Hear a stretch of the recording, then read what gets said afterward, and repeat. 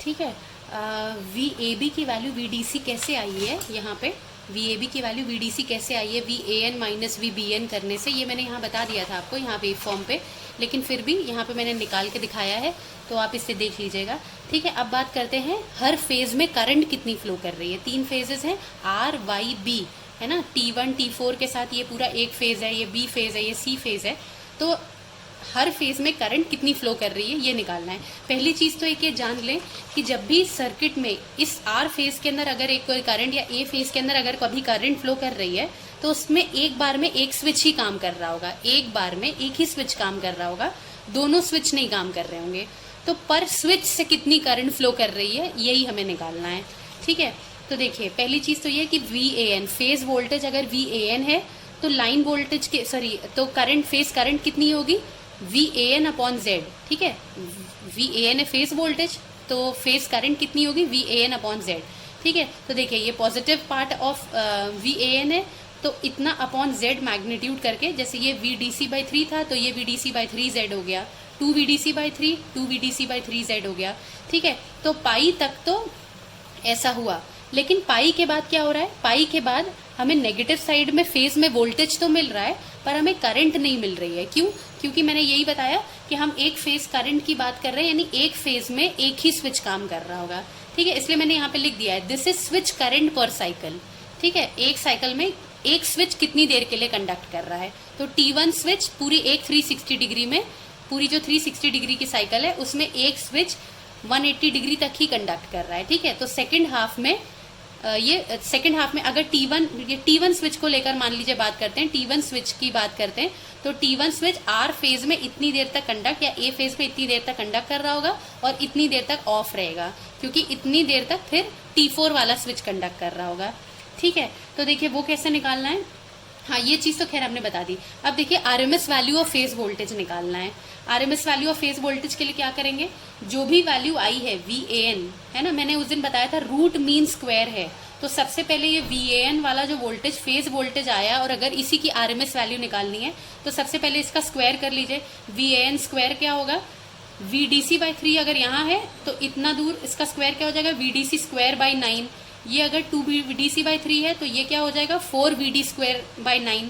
ठीक है, फिर इसी तरीके से 2 VDC बाई 3 यहाँ पे है तो ये भी हो जाएगा VDC स्क्वायर अपॉन 9। ठीक है, ये 3 का स्क्वायर 9।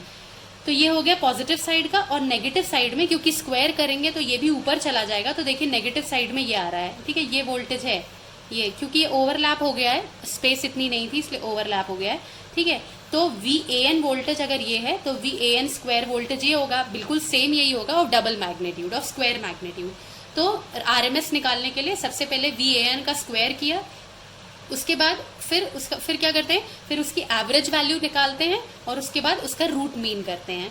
ठीक है, तो देखिए इसके अंदर पहली बात तो ये देख लें कि टाइम पीरियड, एवरेज वैल्यू निकालने के लिए टाइम पीरियड निकालना पड़ता है ना। तो टाइम पीरियड्स का कितना होगा, पाई। ऐसा क्यों है, क्योंकि ये पाई टाइम के बाद आउटपुट वेवफॉर्म VAN स्क्वायर वाली आउटपुट वेवफॉर्म रिपीट कर रही है अपने आप को, जैसी पाई से पहले थी वैसी पाई के बाद होगी।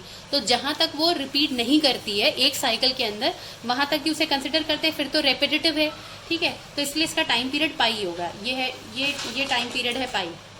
ठीक है, ये है पाई, ये वाला पॉइंट है पाई। ठीक है, तो 1 अपॉन पाई। अब देखिए यहाँ से लेके यहाँ तक ये 60 डिग्री का ड्यूरेशन है।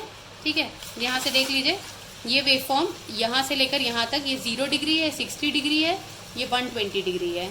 ठीक है, और ये 180 डिग्री है। ये हुआ पाई वाला पॉइंट। ठीक है, तो क्या हो रहा है, 0 से लेके 60 डिग्री तक कितना मिल रहा है, VDC स्क्वायर बाई 9। तो VDC square by 9 into 60 degree, 60 degree मतलब वही पाई बाई 3। फिर नेक्स्ट 60 डिग्री में कितना मिल रहा है, 4 VDC square by 9, 4 VDC square by 9 into pi by 3। फिर इसी तरीके से जो बचा हुआ है, पाई से पहले बचा हुआ पार्ट है, वो भी है VDC square by 9, VDC square by 9 into pi by 3। यानी हर 60 में जितना मैग्नीट्यूड मिल रहा है उसको टाइम पीरियड से डिवाइड कर दिया, है ना। ये तो स्क्वायर वाली वैल्यू हमें मिली गई थी और उसका रूट कर दिया।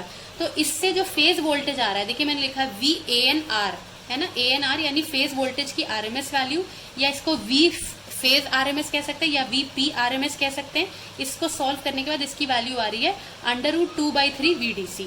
ठीक है, तो ये आया है फेज वोल्टेज R की RMS वैल्यू।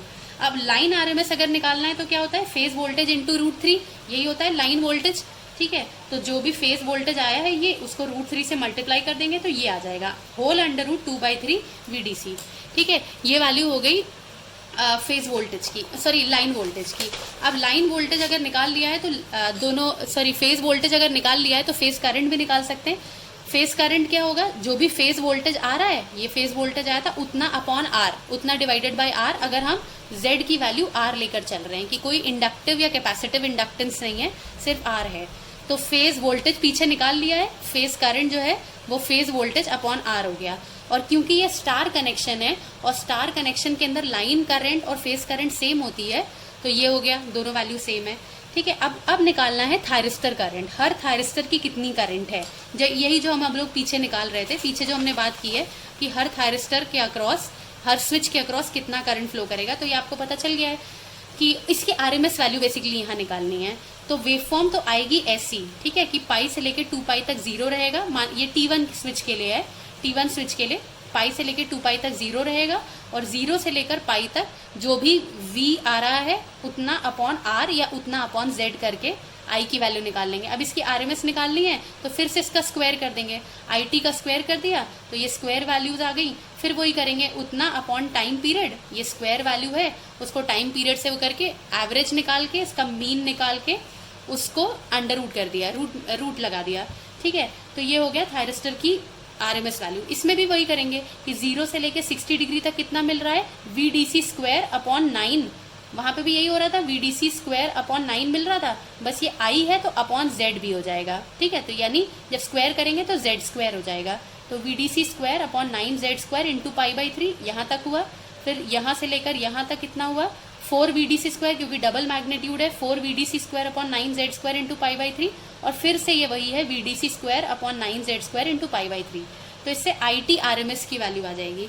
IT RMS आ गया, फिर पावर लॉस निकालना है, क्योंकि 3 फेज है तो 3I square phase into R है ना, ये इम्पिडेंस वाला R है, या फिर 3V square phase upon R, इस तरीके से पावर लॉस निकाल लेंगे।